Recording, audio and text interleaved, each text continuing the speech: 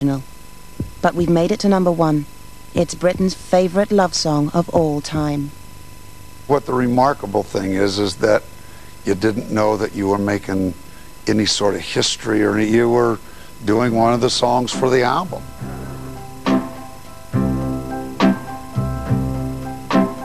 Oh, my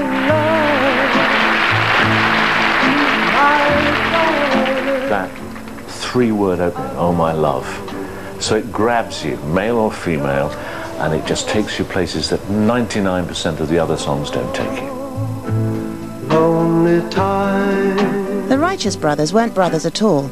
Bill Medley and the late Bobby Hatfield were a blue-eyed soul duo who would take turns as lead singer.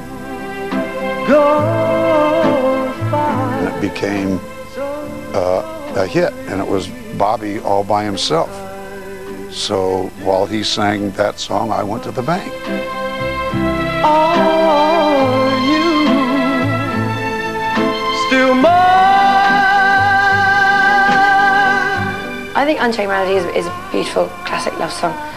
It's quite nice to think that these love songs were written so many years ago, where you kind of imagine that life was pure and love was more simple, and it wasn't all text messaging and emailing and playing games and the rest of it. Godspeed your love to me. I think the thing with Unchained Melody is it's been forever associated with death and, of course, pottery lessons because of the film Ghost. You do think of Patrick Swayze and Demi Moore getting it on in a very bizarre afterlife fashion. Awfully now when I think of Unchained Melody, I think of Simon Cowell, because he gets most of his acts to do it, doesn't he? Whoa, my love. I thought Robson and Jerome didn't do a bad job, actually. Do you know, it was all right. I thought it was quite fun. I've hungered for your touch. The Housewives' Faves went to #1 for 7 weeks and made Mr. Cowell so much cash he taught the same trick to a different pony a couple of years later.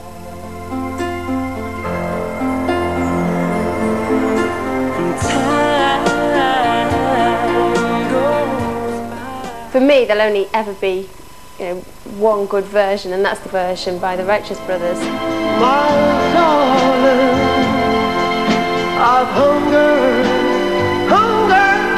for your touch. Bobby came in, sang Unchained Melody, obviously did a pretty good job, which really bums me out. Now, and he killed it, and he did it like he sang it once. Was leaving the studio, he said, "Wait a minute, Billy," he says, let me try something. So he went back into the studio and he said, I hear something. And time can do so much. If you ever hear it before Bobby, it's just, I need your love, I need. He just did that off the top of his head.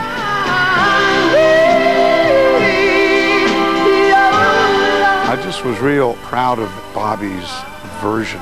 To hear it 25 years later on the radio, you kind of got a sense of what a great singer he was,